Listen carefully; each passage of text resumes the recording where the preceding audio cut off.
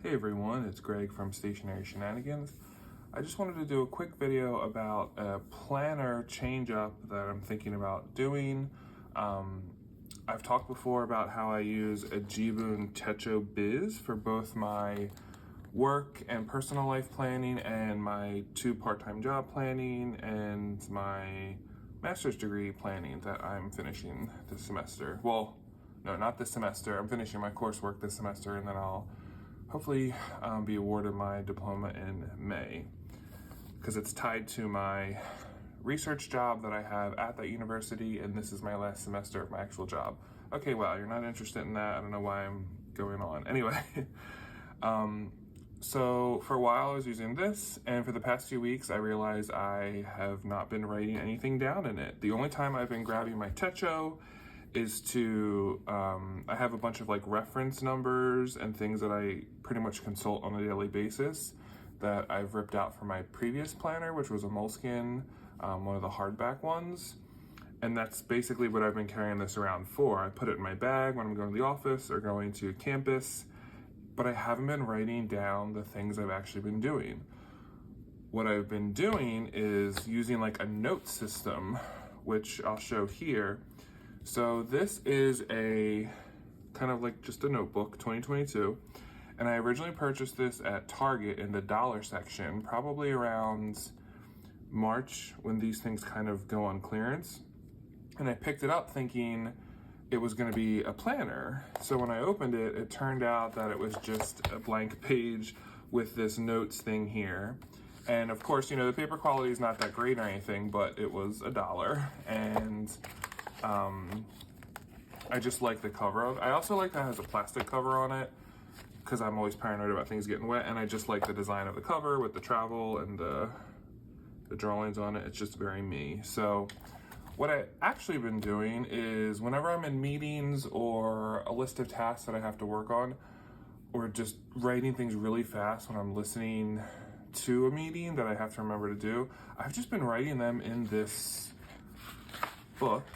And I mean, I can show this to you because it really doesn't, it won't have much meaning, but like I've been kind of like writing really fast. So I've been using this Staedtler stick pen, which I love, and I wish someday Staedtler would sponsor me. So when I'm sitting in meetings, I'm just like writing really quickly, like the notes that I'm gonna come back to. I'm sure there's like a name for this method. And then I take what I need from there and then put it in my planner when it comes to a date and time of something that has to be done for this. So it's kind of like I'm working out of 2 books right now, and that kind of made me think I need to reanalyze what I'm doing. So just for argument's sake, I want to show you what I've been doing with my Jibun Techo for the last 2 weeks. I had been using it regularly. I still like it, would highly recommend it, but I've realized it's just not working right now for me. So I'm not bad mouthing this. I'm just saying it's time to change. So for the most part, I've been blocking off the time I have to physically be somewhere. This is a vertical, 24-hour outline with starting Monday, and then the weekends are different colors. And then I would keep my tasks that need to get done at some point this week, not a specific time, and then tasks throughout the day that I need to do specifically, and just kind of decorating it with some washi tapes and stamps. As you see here, again, my tasks, just some stickers. And then I did decorate this week, and you see there's less stuff written. And then the next week I did try again and, highlighted my in-person activities and have my stickers and washi tape. And then I quickly just took a pen and blocked off my time again, barely wrote my stuff. I wrote one of my meetings in there when I know that day I had like 5 meetings.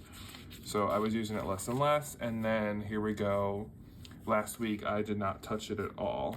And I've been busy and I have a lot of things that I need to work on when the fall semester starts, which is in 3 weeks, if you can believe it. And to top it off, I am hoping for a career change next year, and for me to go through this, I have to apply to a bunch of things, and I'm not ready to talk about it yet because I don't want to jinx it. but it is a multi-step process that's going to take months to do, and I have to go through all these things and have all these deadlines, and I won't really find out anything until the springtime. So between now and then, I have a lot of things I'm going to need to track. So I just needed something different. Well, timing is everything, right? And sometimes our stationery or planner choices choose us. And last night, after my last day at the college, I stopped at the mall to celebrate, to get a matcha latte and walk around Barnes & Noble. And normally I don't buy that many stationery items at a place like Barnes & Noble just because the paper is low quality or it's just not my style. But I walked in and I saw this and was immediately gravitated towards it. So this is, This is a monthly calendar from the MFA in Boston, and this is like a Japanese woodblocks, Japanese prints design, and I saw it and I just was intrigued by it. It says monthly, and then it said 2023, so it's like, okay, well, there's no point in me buying it now because it's only August, it's useless. I need to revamp my planning system this week. But when I open it up, I realized it actually starts July 2022. And it's made by Ziga Media. You've probably seen these maybe at your Barnes & Noble. There's a bunch of different styles. This one just stood out to me. Has the cornered pages, the rounded corner pages, which I love. And I open it up, made in Korea. I like how it has a monthly spread. This is gonna be important for me with all my like look-aheads I'm gonna be having. And it starts off the month with notes and then important dates at the bottom. Should I zoom in a little bit?